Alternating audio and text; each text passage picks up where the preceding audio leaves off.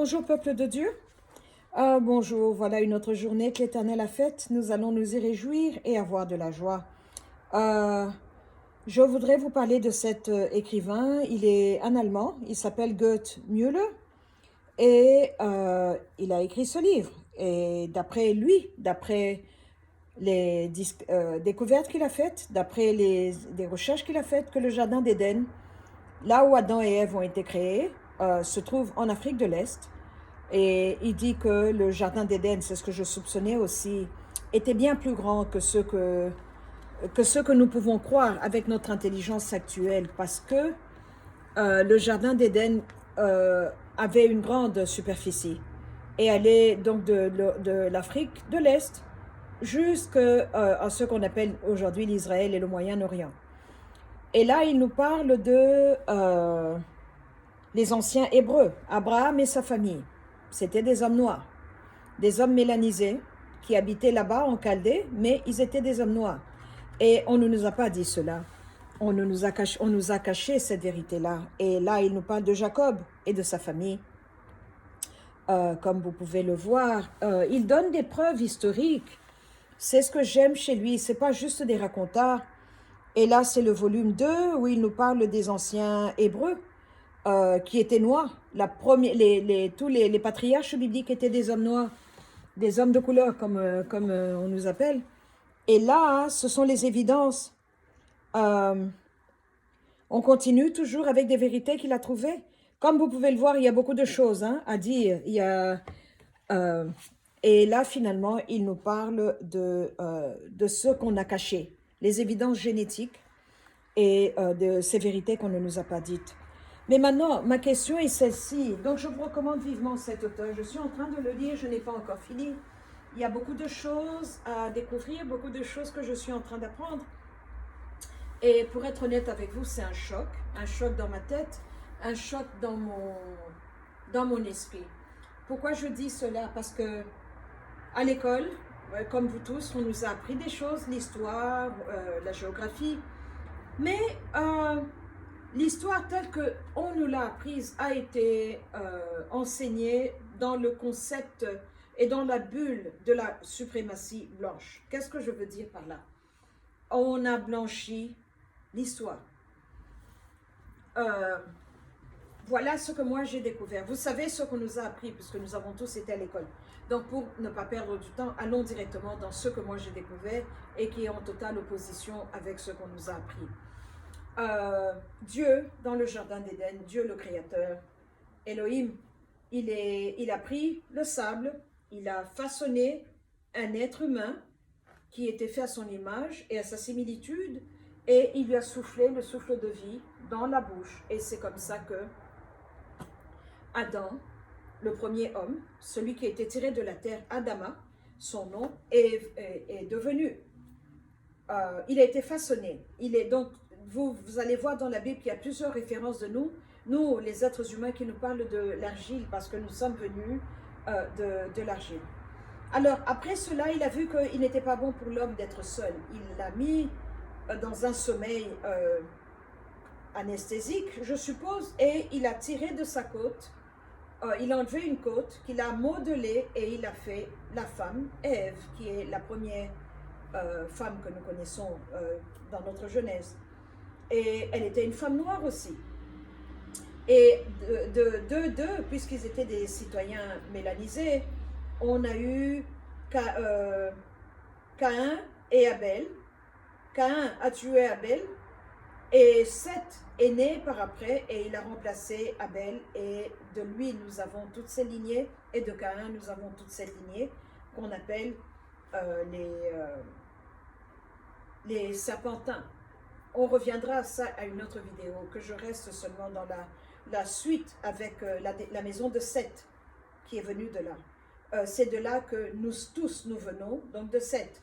Et alors avec ça, quand nous regardons ce qu'on ne nous a pas dit, partout, sur tous les continents, donc la lignée historique, l'histoire telle que nous la connaissons a été mise en désordre. Quand vous écoutez ces personnes qui vous parlent de l'évolution, qui est venu de Darwin. Le darwinisme, on nous parle de 6 millions d'années, 8 millions d'années, 600 millions d'années. Moi, je me demande comment est-ce qu'ils ont fait pour avoir ces chiffres-là. Parce qu'après tout, le darwinisme est une théorie, la théorie de l'évolution. Une théorie doit être prouvée. Une théorie peut être soumise, on l'étudie, on la critique, on prend le négatif et le positif et on la prouve maintenant. Mais le darwinisme n'a jamais été prouvé, donc c'est toujours une théorie. Ça, c'est le premier point. Mais le deuxième point est que partout, donc à l'époque où Noé construisait son arche, ça lui a pris 120 ans. La Bible nous dit, il a prêché, il a demandé aux hommes, il était un pasteur, un prêcheur de la droiture. Il demandait aux gens d'arrêter de pécher. Et les gens ne suivaient pas, on ne l'écoutait pas. Mais à l'époque où Noé faisait cela, son bateau, son arche, avec les directives du Saint-Esprit et les mesures et tout cela, à la même époque, on avait cette ville mythique qui était appelée Atlantis. On avait ces habitants d'Atlantis qui étaient là à la même époque. On avait ce continent, tous les continents étaient une seule masse, qu'on appelle Pangéa. Et on avait les anges de Dieu, les fils de Dieu, qui étaient tombés, qui sont devenus la première génération, et puis la deuxième, ils se sont accouplés avec des femmes humaines, ils ont produit des enfants, les Néphilim. Ils étaient là en vie. Donc, à l'époque de Noé, on voyait des abominations, des créatures hybrides, parce que Enoch, dans son livre, nous parle de ces anges-là qui ont péché contre Dieu, le Créateur, péché contre l'homme et contre les plantes et contre les animaux. Donc, contre Dieu, ils se sont rebellés, ils ont décidé de faire une chose à part. Contre les hommes, ils ont appris à l'homme comment faire des incantations. Ils donnent les noms des anges et de ceux qu'ils ont appris aux êtres humains, comment ils ont pris des femmes humaines pour produire des bébés qui soient leur extension, comment ils ont commencé à mélanger la biologie, la botanique d'abord, ils ont commencé avec les plantes, les mélanger, créer des plantes hybrides. Ils ont pris les animaux qu'ils ont commencé à mélanger. Ils ont créé des animaux hybrides, ceux qu'on appelle chimera. Et donc, ils ont appris à l'homme l'homosexualité, le cannibalisme, le vampirisme, parce qu'ils étaient violents. Ils étaient une abomination parce qu'ils n'avaient pas la présence de Dieu en eux, ils l'avaient perdu. Donc, l'obscurité était totale dans leur cœur. Et c'est comme ça qu'ils n'ont appris que des mauvaises choses. C'est pour ça que Dieu nous dit qu'à l'époque de Noé, l'intelligence de l'homme n'allait que dans des mauvaises choses. Donc, la lignée historique a été totalement mélangée. Ce qu'on appelle les Néandertals sont les Néphilim. C'est pour ça qu'on vous parle en biologie d'une gène qui est apparue de nulle part. Parce que c'était une gène qui venait de ces créatures-là. On nous parle d'une autre lignée génétique qui s'appelle Denisovan. On dit que ces deux lignées-là sont des lignées extraterrestres, qui ne sont pas terrestres, et que 60% de tous les Asiatiques et 80% de tous les Européens ont ces gènes en eux. Donc cela nous montre que dans la race asiatique et la race européenne, la race, je parle de couleur maintenant, de couleur de la peau, ils ont ces gènes de Néandertal et de Denisovan en eux. Ce sont des lignées qui viennent de ces Néphilim-là. Et d'après les mêmes biologistes, ils disent que l'Africain, la personne mélanisée, est la seule créature terrestre. Donc nous avons été créés par Dieu et les autres sont venus par des mélanges. Mais on ne nous a pas donné ces détails-là. On nous a dit les Néandertals et on a vu comment on les représente. Ils ne sont pas très beaux, avec de longs cheveux, roux, généralement ou blonds. Et voilà, ils sont là. On nous dit qu'ils habitaient dans les cavernes. Mais l'homme noir n'habitait pas dans les cavernes parce qu'on avait le soleil, on était à l'extérieur et on avait une belle vie. Et quand vous regardez maintenant sur tous les continents, après que le Pangéa se soit divisé, les originaux de ces continents-là sont des êtres de mélanine. Sur le continent africain, et à l'époque, le Moyen-Orient était appelé l'Afrique de l'Est. Donc là où se trouve Israël, Yémen, Oman, donc quand vous traversez la mer Rouge de l'Égypte, vous traversez la mer Rouge pour aller là-bas, c'était appelé Afrique de l'Est. C'est par après qu'on a changé cela. Ils ont même essayé de mettre l'Égypte de l'autre côté et de dire que l'Égypte n'était pas sur le continent africain. Mais comment pouvez-vous enlever tout un pays et le couper et l'emmener de l'autre côté? Donc, on ne nous a pas appris cela à l'école. On ne nous a pas appris que l'Australie, la Tasmanie, tous les Maoris, c'était des peuples noirs. Que dans la péninsule coréenne, au Japon, jusqu'en Chine, la Mongolie, c'était des hommes noirs, les originaux. Et que les autres sont venus par après. Alors, comme ils sont venus, ils ont emmené cet esprit que nous sommes mieux que les Noirs. Parce que quand on regarde les premières civilisations, ou même dans la Bible d'ailleurs, quand on dit le monsieur qui a aidé Jésus à porter la croix, on dit qu'il était venu de la Cyrène. La Cyrène se trouve en Libye, donc c'était un homme noir. Mais on l'identifie par l'endroit d'où il est venu, pas par la couleur de sa complexion. Et ça, c'est un concept qui est venu après de dire que toi tu es noir, moi je suis blanc. À l'époque, on disait celui-là est de la Libye, celui-là est de l'Éthiopie. Ton pays était ton identité. On t'identifiait par l'endroit d'où tu es venu.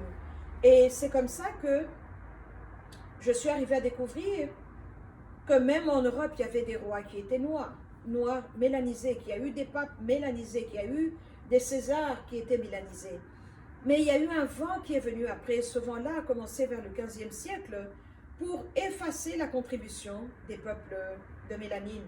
Il y a eu des gens qui ont été trouvés dans les pyramides et qui peignaient, qui mettaient des produits chimiques pour altérer la couleur des hiéroglyphes, des peintures que les Égyptiens eux-mêmes avaient fait d'eux-mêmes étant bien noirs, en disant qu'ils étaient des blancs après tout. Donc, on ne nous a pas dit tout cela. Alors, qu'est-ce que cela fait? Je vous ramène maintenant, si la Bible, tous les patriarches étaient des hommes noirs, si Judas, qui est l'ancêtre de Jésus, la maison dans laquelle Jésus est né, l'être humain, physique, le Fils de Dieu, Yeshua, Hamashiach, parce que Jésus est du grec et la lettre G n'a été inventée qu'au 15e siècle. Donc, on l'appelait Yesu ou bien Yeshua. Donc, quand ce jeune homme est né, puisqu'il est né un bébé et il a grandi, il est mort à 33 ans.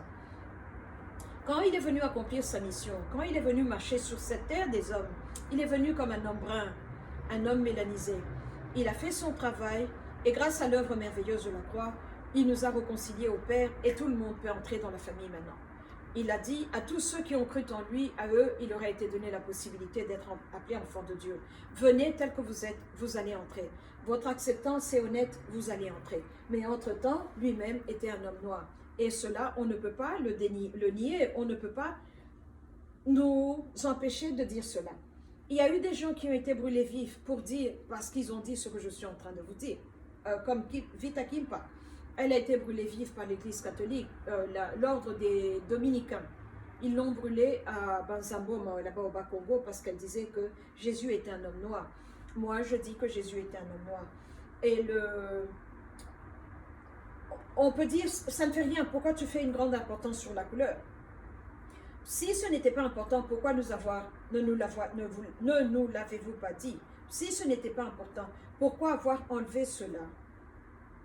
Du King James, quand vous regardez la description de cet être que Jean le révélateur voit, qui est assis sur le trône, on nous dit que ses yeux étaient comme ses yeux étaient comme du feu, ses cheveux étaient comme un mouton, et ses pieds et sa complexion étaient comme du bronze. C'était un homme de couleur. Mais quand vous lisez ça comme ça, vous acceptez, vous vous dites, il était un homme de bronze. Non, il était un homme noir. Un brun peut être appelé homme de bronze. Mais maintenant, le truc qui est là est ceci. Quand Rome, l'église de Rome a finalement été créée, il n'arrête pas de répéter à qui veulent l'entendre que Pierre, l'apôtre Pierre, qui était un homme noir, s'efface, comme Jésus l'a appelé, qu'il était le premier pape. Il n'était pas le premier pape. Là où Jésus lui dit, qui êtes-vous, qui dites-vous que je suis? Et lui qui lui dit, tu es le Christ, le Fils de Dieu. Et il lui a dit, cher, et sans ne t'a pas révélé ceci, béni es-tu Bar Jonas, le fils de Jonas. Et sur cette vérité, je vais bâtir mon église. pas sur Pierre, sur la vérité qu'il est le Fils de Dieu. C'est sur cette vérité-là. Alors maintenant, quand vous regardez les enseignements catholiques, ils disent que donc c'est là où Jésus a fait de Pierre le premier apôtre, le premier pope, je voulais dire, le premier pape. Ce n'est pas vrai, c'est erroné. Et on ne nous dit pas qui était Jésus. Mais pourquoi avons-nous une tête noire sur l'emblème du Vatican? Pourquoi avons-nous ces madones noires? Pourquoi avons-nous toutes ces créatures-là qui sont noires? Mais on ne nous dit pas pourquoi ces personnes sont là. Et c'est là où je vois qu'il y a eu un complot on a recouvert l'histoire, on a recouvert la vérité et on a enlevé des éléments. Et alors on nous a raconté une histoire qui était bien et quand ils sont venus, ils nous ont présenté ce Jésus qui était blond aux yeux bleus. Il était de la maison de Judas. Lisez dans Lévitique, un hébreu, d'après Dieu, ne pouvait pas avoir de longs cheveux. Donc ce Jésus qui a des cheveux qui flottent n'est pas représentatif de la vraie expression hébraïque. Il était un homme noir, mais on nous présente un homme blanc. C'est le pape Alexandre VI, le Borgia, qui a demandé à Alexandre da Vinci de faire un portrait de Jésus. Et il a pris le fils du pape qui s'appelait César, qui était son amant, et c'est son visage. C'est lui que nous voyons tantôt blond aux yeux bleus, tantôt brun avec des cheveux bruns, mais il s'agit de la même personne avec une barbichette. Donc, celui-là n'est pas le vrai Jésus. Si vous avez ces images-là dans vos maisons, enlevez-les, parce que la croyance en Christ est dans le cœur. Elle n'est pas représentée par une photo. Nous n'avons pas besoin de photos. Pourquoi? Et pour être en bonne relation avec notre Seigneur. Et l'élément qui suit par après est que quand l'Église catholique est venue au XVe siècle sur le continent africain, en Asie, partout où est-ce qu'ils ont été, ils nous ont montré ce Jésus-là. Donc, qu'est-ce que ça voulait dire? Vous voyez un rédempteur blanc, blond aux yeux bleus, et vous voyez un missionnaire blanc, blond aux yeux bleus, vous vous dites, il est une extension de Jésus. Ça a fait une attaque dans notre morale, dans notre esprit, qui a fait qu'on a mis l'homme blanc au-dessus de nous, et ils ont pris Jésus, ils se sont mis sur lui comme marchepied pour dominer le monde. Ils ont blanchi Christ, ils ont blanchi l'histoire, ils ont blanchi la Bible, et les festivals, donc les dates que Dieu nous a données dans l'Ancien Testament, qui sont le calendrier de Dieu, ont été mis là, mais ils ont pris des fêtes païennes qu'ils ont mises au-dessus et ils ont paganisé, ils ont rendu païennes les dates de Dieu et ils ont rendu chrétiennes les fêtes païennes. Et c'est ça la vérité. Et c'est ça qu'on nous a fait manger. On nous a fait manger cette croyance ces dernières 500 années. Et c'est comme ça que l'homme rose a pu dominer parce qu'il est venu avec l'image de Christ pour dire nous sommes des représentatifs du Fils de Dieu. Mais il ne croyait pas en Dieu. Pourquoi j'ose dire cela? Parce que chaque nuit, avant que je ne dorme, je m'agenouille et je parle à mon Créateur. Je fais la repentance, je demande pardon pour mes fautes, pour mes iniquités, je demande pardon. Et je me remets en bon ordre avec lui, in good standing. Donc il y a des choses que je ne peux pas faire parce que je dois aller m'agenouiller devant lui. Je dois réparer tout de suite là où je fais la faute. Mais si je ne répare pas la faute. Au contraire, je laisse la faute grandir et j'utilise la faute pour mon bénéfice. Comment puis-je être en bonne relation avec mon Dieu? Alors, vous continuez à mentir. Christ nous a dit, relisez la grande commission, Matthieu 24, 25.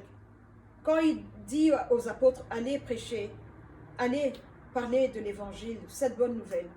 Et là où on ne veut pas vous entendre, secouez vos pieds, laissez la poussière, partez. C'est tout. Il ne nous a pas demandé de couper les têtes de ceux qui ne veulent pas se convertir.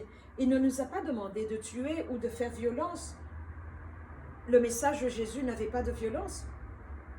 Alors, comment est-ce que, quand l'Église catholique est venue en Afrique, on a tué, on a fouetté, on a violé des femmes. En Australie, on a fouetté, on a violé, et on vous bénissait au nom de Jésus-Christ et vous aspergez de l'eau bénite. qui n'est pas biblique d'ailleurs. Chez les Aztèques, quand Pizarro et tous ces autres sont venus, ces explorateurs, comme on les appelle, Christophe Colomb lui-même, ils avaient des prêtres catholiques avec eux. Des jésuites ont battu, violé, tué, et au nom de Jésus-Christ, on vous bénissait. Donc c'était une conversion par terreur. Ce n'est pas ça le message de Jésus. La conversion de Jésus est une très bonne conversion. C'est pour cela que nous sommes différents. C'est pour cela que, pour ceux qui n'ont pas l'Esprit de Dieu dans le ventre, peuvent croire que la chrétienté est une religion de faibles, que la croyance dans le Messie est une religion de faibles, parce qu'il vous dit, on vous gifle à gauche, donnez le côté droit aussi. Il nous dit, priez pour vos ennemis. Le message que Yeshua a donné a beaucoup d'amour dedans. Mais ce n'est pas avec l'amour qu'ils sont venus convertir, ce n'est pas avec amour qu'ils sont venus sur le continent africain, asiatique, ou même ici en Amérique du Sud et du Centre. Et c'est comme cela que nous avons beaucoup de catholiques. Quand vous les arrêtez dans la rue, vous dites, quelle est votre religion? Il va vous dire, je suis chrétien. Mais il ne vit pas comme un chrétien. Il ne démontre pas la chrétienté. Et maintenant, quand nous regardons dans ces temps modernes, nous avons des pasteurs qui prêchent, mais qu'on arrête, qu'on attrape en flagrant délit avec une autre femme, la femme de quelqu'un d'autre. On attrape en flagrant délit, on porte des plaintes contre eux pour avortement, pour abus de pouvoir, pour abus sexuels. Donc vous ne connaissez pas le Saint-Esprit, vous ne connaissez pas Jésus, parce que si vous le connaissiez, vous aurez fait la repentance. Donc vous parlez de lui, mais vous ne l'avez pas dans le ventre. Vous parlez de lui, mais vous ne le connaissez pas. Vous voulez vous présenter comme étant son émissaire, son ambassadeur, mais il ne vous a pas mandaté. Vous dites au nom de Jésus-Christ, mais il ne vous a pas équipé pour que vous puissiez aller. Parce que quand il vous équipe, il vous donne la victoire sur l'œuvre, sur le péché, parce que l'œuvre merveilleuse de la croix nous donne la victoire sur le péché. Alors quand nous avons ce genre de serviteurs, donc ces serviteurs-là n'ont pas Jésus dans le ventre. Alors quand nous avons une église comme l'église catholique qui viole les enfants, combien de millions n'ont-ils pas payé ces dernières 15 années ici aux États-Unis aux victimes d'abus sexuels? Donc ces prêtres-là qui disent « Dominus vobiscum », que le Seigneur soit avec nous, ou le Seigneur soit avec vous, ils n'ont pas le Seigneur dans le ventre. Ils parlent de domis, mais ils n'ont pas le domis dans le ventre. Ils parlent de Dieu, mais ils n'ont pas Dieu dans le ventre. Voilà la vérité. La Bible a été blanchie, Jésus a été blanchi, la Bible et Jésus ont été utilisés, Yeshua, comme armes pour dominer, manipuler, contrôler et faire endormir des millions et des millions de personnes. Ça donne des maux de tête. Ça donne des maux de tête parce que beaucoup ont refusé de venir à Christ parce qu'ils ont vu ce comportement-là. Beaucoup ont refusé de venir s'agenouiller devant le Seigneur des Seigneurs parce qu'ils ont vu ce comportement-là. Alors quand vous n'assemblez pas, vous éparpillez. Et quand vous n'assemblez pas, donc vous n'êtes pas avec lui. Et quand vous n'assemblez pas, donc vous êtes contre lui. Donc vous êtes représentatif de Satan, mais vous avez le nom de Jésus à la bouche. Et vous faites le travail de Satan. C'est le plus grand complot qui ait jamais existé. Le plus grand complot sur la plus grande personne qui ait marché ici, qui est venue ici sur terre.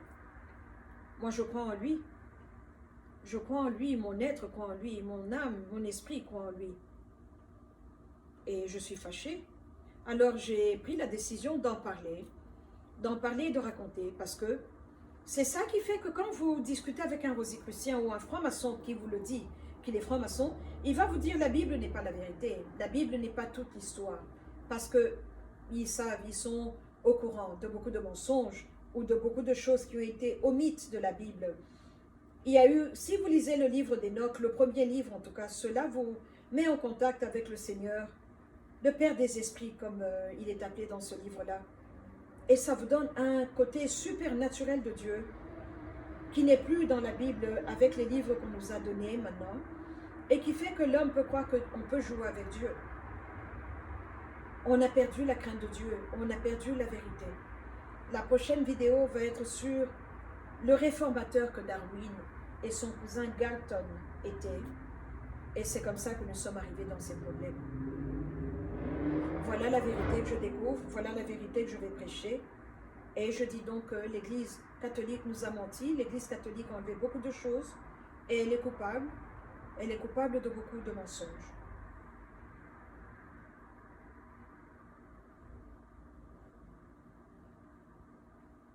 Et que Dieu puisse rendre à chacun selon ses œuvres.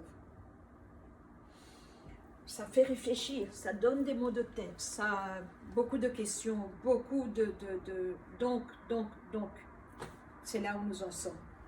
Merci beaucoup, que Dieu vous bénisse. Au revoir.